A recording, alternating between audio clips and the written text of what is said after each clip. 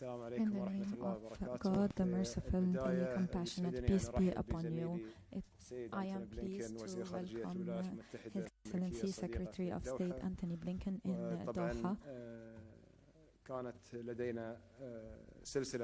We have had several meetings in the past weeks, whether in Doha, Washington, and today we meet again in Doha. First, I would like to inform the media that we have received a reply from Hamas with regards to the general framework of the agreement with regard to hostages. The reply includes some comments, but in general it is positive. However, given the sensitivity of the circumstances, we will not tackle details. We are optimistic and we have delivered the response to the Israeli party. We met today with His Excellency and discussed the different developments in this war, notably the unfortunate expansion that we have been seeing and their repercussions on the security and stability of the region. In the past weeks, we have witnessed different tensions in addition to the war on Gaza that has expanded beyond the Gaza Strip to reach different countries such as Jordan, Lebanon, Iraq, Syria, and the Red Sea. I take advantage of this opportunity to express my condolences to His Excellency for the death of the U.S. soldiers. We in the state of Qatar cannot accept such actions, and we cannot accept the threatening of the coalition in the region. Since the first day of confrontations, we have warned against the threats and the dangers of expansion of these confrontations, notably that the region witnesses long-term and long-standing conflicts. Unfortunately, these have become a reality, and it adds to the complexities. It adds to the complexity to the negotiations. That's why we call the concerned parties to go back to restraint, to avoid the escalation, to not make any decisions that would lead to more bloodshed, to maintain the safety of civilians. This war has so far incurred more than 20,000 deaths in Gaza and more than 60,000 injured, most of whom are kids and women. Therefore, we call the international community to assume responsibility and call for a ceasefire. It is high time for an international community decision to a ceasefire. I would like in this context to mention that defunding the UNRWA will have repercussions, catastrophic repercussions, because more than 6 million Palestinians will not receive humanitarian assistance. We believe in the importance of the United Nations and the UNRWA, and we have to separate between the agency as a UN agency that has strong values and the accusations against some of its employees who are being investigated. We cannot punish a humanitarian agency because of some accusations against some of its employees. Throughout the past years, we have witnessed the repercussions of the lack of funding, and we fear of the complete defunding. Based on our responsibility towards the Palestinian brothers and sisters, we affirm that Qatar will keep bringing in the people who need to be treated in Qatar. Our efforts have led to the entry of medications to Gaza, particularly to the most affected regions and to those who are held or who are still stuck in the strip. And thanks to His Highness' decision, we have sent more than 2,000 tons of help, including the needs for shelter, including food, and 2 field hospitals. And this has been successful with our partners in the UK, France, Italy, in addition to the organizing committee of churches. Around 200 injured and patients have been sent from Gaza to Qatar, and that as part of our commitment to provide health care to those, in addition to 3,000 kids who have become orphaned in Gaza because of the war. Despite all the efforts to de-escalate, and after 4 months of the confrontations, we have all been unable to stop bloodshed and violence. The hospitals are still being targeted, schools are being bombarded, and refugees are being killed while moving for the first, second and third time. Your Excellency, we appreciate your constant and our constant cooperation and collaboration in different fields, political, humanitarian, and we hope that our efforts that have started 4 months ago to lead to a ceasefire and to reach a solution that is just and fair for the region. I seize this opportunity to thank you for all your efforts, and I thank all our partners in the UN, Egypt, France, and other partners who are collaborating with us in different humanitarian and relief assistance to reduce the size of this humanitarian crisis. I look forward to sustaining these discussions between our 2 countries in order to reach a solution and stability in this region, to put an end to this war, and to look forward for a better future for the region. Thank you. Well, good evening, everyone. And Prime Minister Mohammed, thank you for the, as always, very productive discussions that we had today, this evening, with the Emir and with the Prime Minister as well. We've had constant engagement at the highest levels of our respective governments, going back many weeks now, months, with an intense focus on secure release of hostages and getting an extended pause to help address the dire humanitarian situation in Gaza. And we saw the results of the last pause, the initial pause. 105 hostages out, a significant increase in humanitarian assistance getting in, the repair of critical infrastructure in Gaza, and more broadly, reduced regional tensions at the same time. So together with Qatar and Egypt, we put forward, as you know, a serious proposal that was aimed at not simply repeating the previous agreement, but expanding it. As the Prime Minister just said, Hamas responded tonight. We're reviewing that response now, and I'll be discussing it with the government of Israel tomorrow. There's still a lot of work to be done, but we continue to believe that an agreement is possible and indeed essential, and we will continue to work relentlessly to achieve it. We had meetings already on this trip in Riyadh, in Cairo, now today in Doha, focused on ensuring as well that we can use any pause to continue to build out plans for the day after in Gaza, security, humanitarian, reconstruction, governance, all bring real challenges with them, but that's exactly why we are and need to be focused on them now. We're also determined to use any pause to continue to pave a diplomatic path forward to a just and lasting peace and security for the region. That is the best way to ensure that October 7th and the tragic loss of life by Israelis and Palestinians is not repeated.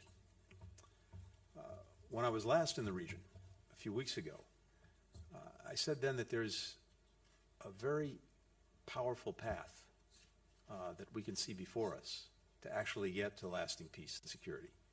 And it's coming ever more sharply into focus. An Israel that is integrated into the region with security guarantees from its neighbors and partners. alongside a practical, time-bound, irreversible path to a Palestinian state living side by side in peace with Israel, with the necessary security arrangements for both peoples. On this visit, one of our key objectives has been to continue to hammer out the substance and sequence of all the steps that would be necessary to enable us to move down that path. Now, that's one path. It's clear, and you can see that it gets us to a destination that would benefit virtually everyone in the region and, as I said, bring lasting peace and security to Israelis and Palestinians alike. But there are those who want to move the region in a different direction and take a different path, and who are actively working to sabotage every effort to move toward lasting peace and security. Just look at what we've seen in the last couple of months and indeed in the last couple of weeks. Attacks in Syria and Iraq, attacks on Israel from Lebanon, attacks on international shipping in the Red Sea, attacks in Jordan that killed 3 U.S. service members, and of course, the attack on Israel on October 7th. Each and every one carried out by groups trained, armed, funded, informed by Iran. Iran and its proxies claim that they're carrying out these attacks somehow on behalf of the Palestinian people. That is absolutely wrong, and it's a cover for their true intent. Not a single one of these attacks has advanced the rights, the opportunities, the security, and the dignity of the Palestinians. They are all fundamentally about Iran's quest for power. Since October 7th, we've been very clear in warning any actor that would try to take advantage of the conflict, don't do it. We've been very clear that we do not want to see the conflict expanded. We don't want to see escalation. But we've also been clear that if our personnel, if our people are threatened, if they're attacked, we will respond. We will defend them. We are responding to violence, not initiating it. We're seeking to prevent escalation, not fuel it. And as we do this, we will continue to use every tool available to us to reach an extended pause that gets hostages out, that gets more assistance in, that brings calm to Gaza's civilians, and that keeps diplomacy moving forward toward an integrated and more secure region. In these efforts, we're very fortunate to have Qatar as a partner. Thank you. نفتح الآن المجال للأسئلة. السؤال الأول من صابر أيوب تلفزيون العرب. صابر أيوب العربي تي في. صابر أيوب من التلفزيون العربي. سؤالي الأول موجه لمعالي رئيس مجلس الوزراء وزير الخارجية. ما هو تقييم قطر للتطورات الإقليمية التي تشهدها المنطقة ورسالتها للأطراف المعنية بهذه التطورات؟ My second question is to the Secretary of State, Mr. Antony Blinken, why it seems too hard for the United States to end the war on Gaza, or at least to push for a ceasefire. Or are we going to witness soon a ceasefire? Is it going to be signed here or signed here in Qatar or agreed here in Qatar in Doha? And lastly, before you travel to Israel and meet Netanyahu, I'm going to ask the same question that Politico asked today. Is Mr. Antony Blinken too nice to be Secretary of State? Thank you. طبعا بالنسبة لتقييمنا للتطورات الإقليمية evaluation of the regional development. We have since the beginning had a clear position. War should end. There shouldn't be an expansion of conflicts in the region. Unfortunately, we witness an expansion of tensions. There are some forces taking advantage and using this conflict, whereas there are forces that seek to create these tensions. We believe and we see that the way towards solution and de-escalation is reaching and achieving a just, fair solution for the Palestinian cause, in addition to putting an end to the war on Gaza. We always call all parties, concerned parties, to self-restraint. We are in communication with all, and we do not want to see an escalation in the region. We do not want to witness more death, in addition to what we are seeing today from challenges to the freedom of navigation, which would affect not only the security of the region, but trade overall. The best path forward, the most effective path forward right now to get an extended period of calm and to work toward an end to the conflict is through an agreement on the hostages. And that's what we're intensely focused on with our partners here in Qatar, Egypt, working with Israel. And of course, now that we have the response from Hamas to the proposal that was put on the table a week or so ago, we're going to be very intensely focused on that. And again, that offers the prospect of extended calm, hostages out, more assistance in. That would clearly be beneficial to everyone, and I think that offers the best path forward. But there's a lot of work to be done to achieve it. We're very focused on doing that work. Now, of course, as we've said all along, all of this could have been over yesterday, last month, 3 months ago, 4 months ago. First of all, if Hamas had not committed the atrocities of October 7th, and second, after that, had they stopped hiding behind civilians, had they put down their weapons, and had they surrendered. But that, of course, has not happened. So the best path now is to see if we can make real this renewed hostage agreement. I'll let others speak to my character, and all I can say is that most people who assume the position that I have the great privilege of assuming now don't get there by being nice all the time. السؤال الثاني هميرة بامك رويترز.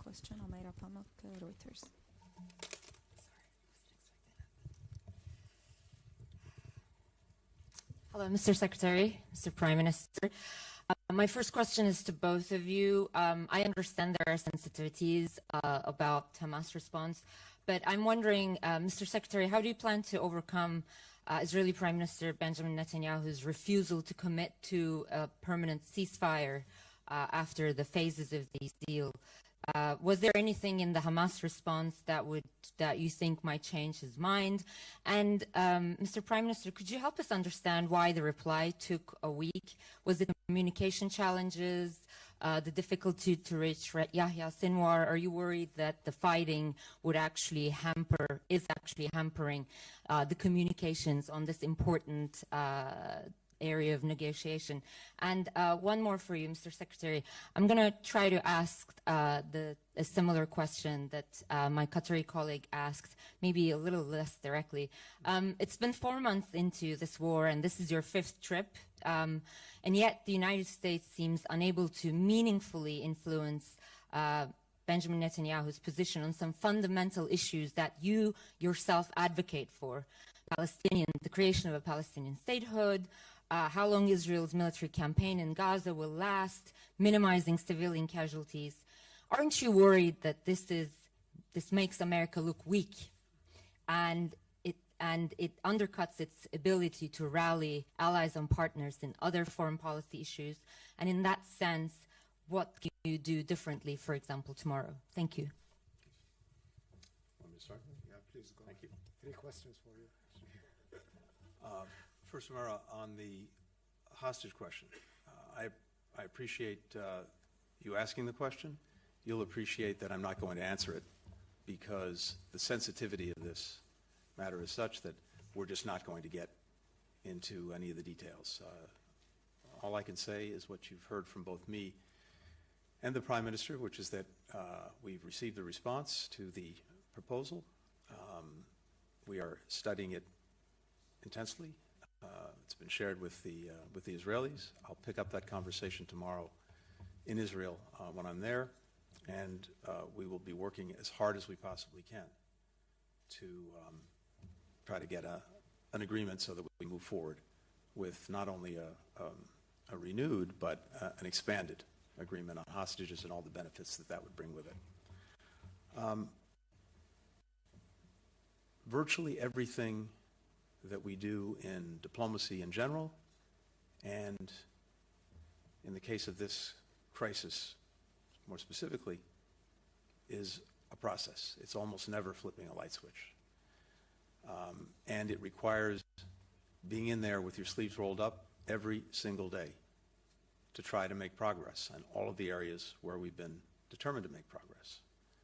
And I think if you look at the record, we've seen important steps taken, significant steps taken that I would argue would not have happened without our engagement and our intervention, including the provision of humanitarian assistance to begin with to Gaza, which was not the case in the days following October 7th, the significant expansion of that assistance, the efforts to open more crossing points into Gaza, the work that we're doing every single day to try to strengthen protection for civilians, our efforts as well to prevent the conflict from escalating. And despite some of the recent actions that have been necessary in response to violence that we've seen directed at our personnel and our people, we've been working effectively to do that. In each and every one of these areas, we have achieved results that, had we not been engaged, I believe would not have been achieved. But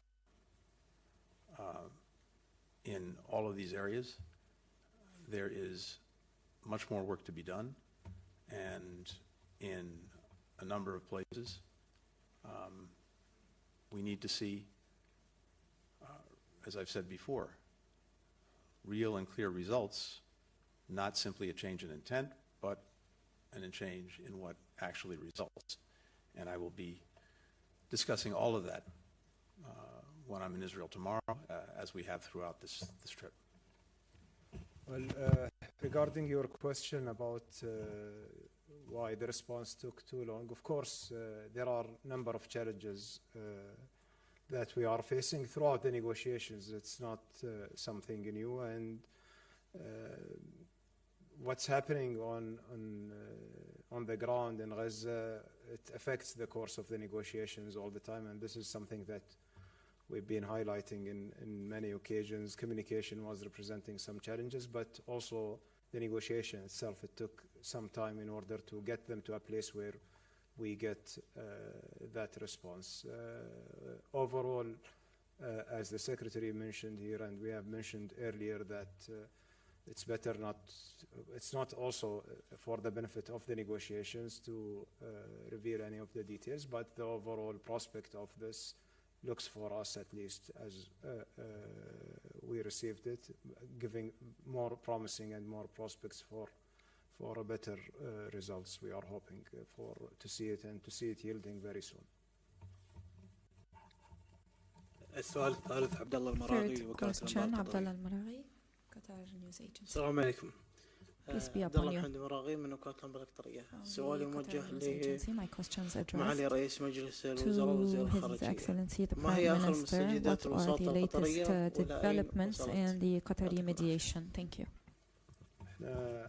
طبعا الموضوع أشرنا له في المؤتمر الصحفي. We tackled this topic at the beginning of our press conference. We have just received the response a few hours ago. We sent it to the Israeli side. There will be further negotiations and discussions of the details, and we hope that we will reach an agreement the soonest possible in coordination and cooperation with our partners in the United States or in Egypt. السؤال الرابع والأخير أوليفيا Fourth and last question, Olivia Gassas, CBS. Thank you very much. Mr. Secretary, since the American retaliatory response in Iraq and Syria began on Friday, U.S. and coalition forces have been attacked at least twice, indicating deterrence is not yet established. Do you have any indication to date that Tehran will stop providing weapons to its proxies or otherwise work to constrain their behavior? And did you hear any support on this trip from your Arab partners to continue these strikes? On normalization efforts, do you believe that you now have with the Saudis something in hand that will change Prime Minister Netanyahu's declared opposition to an eventual Palestinian state? Or does a broader regional agreement require different leadership in Israel? And Mr. Prime Minister, the U.S. has said that last week's strikes in Iraq and Syria are the beginning and not the end of its response. You called this earlier an unfortunate expansion. Do you view that the actions that the U.S. is now taking as escalatory? And if I may follow up on my colleague on the hostage deal, you mentioned positive comments from Hamas. There have been consistent reports of divisions within the group. Are you confident that this response that you've gotten is from a unified consensus? Thank you. Olivia, thank you. First, and I don't want to speak for colleagues or other countries, but I think it's fair to say that all of our partners very much oppose and reject the attacks that have been perpetrated by a variety of groups, often directed at us, but that affect everyone's interests. The Red Sea, the Houthi attacks on shipping there affect the interests of virtually everyone in the world, given the implications that it has for shipping that's so important to countries around the world, with 15% of global traffic going through the Red Sea. And we've already seen the adjustments that shipping countries have had to make in ways that's imposing added costs on consumers and countries around the world. So that, the attacks on our personnel, including the attack that killed 3 Americans in Jordan, I've heard nothing but condemnation of those attacks, opposition to them, and a determination that one way or another they cease. We've been, as I said, very clear from day one that anyone trying to use the conflict in Gaza as an excuse to expand the conflict, to attack our personnel, to attack shipping, to engage in any form of escalation that spreads the conflict, we would strong Stanley against that. And that's exactly what we're doing. We have been very clear that we don't want the conflict to escalate.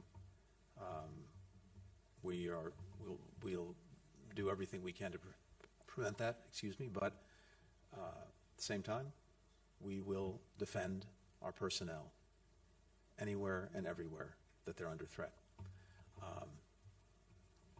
We'll see the results, as you've heard clearly from Secretary Austin, as well as from the President.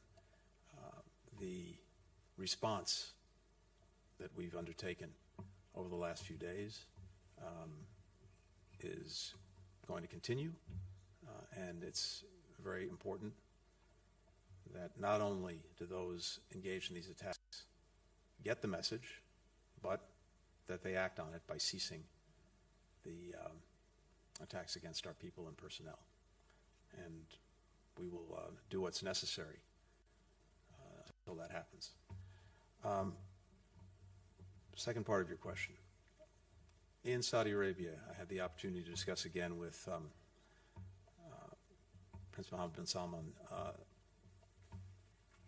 the way forward really for the region as a whole. And I said a few minutes ago how there is an incredibly powerful path that lies before us. But it's going to require everyone involved to make hard decisions. None of this comes easy.